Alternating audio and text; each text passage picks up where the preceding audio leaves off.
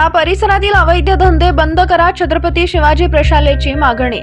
शाळा परिसरात सुरू असलेले अवैध धंदे तात्काळ बंद करण्यात यावेत अशी मागणी छत्रपती शिवाजी प्रशाला व नाईट कॉलेजचे सह विद्यार्थी शाळेच्या वतीने करण्यात आले। याबाबतच्या मागण्यांचे पत्र पोलीस आयुक्त राजेंद्र माने यांना देण्यात आले। यामध्ये छत्रपती शिवाजी महाराज प्रशालासह नाईट कॉलेज, संभाजीराव शिंदे प्रशाला, सेवा सदन प्रशाला आदी शाळेने ही मागणी केली आहे।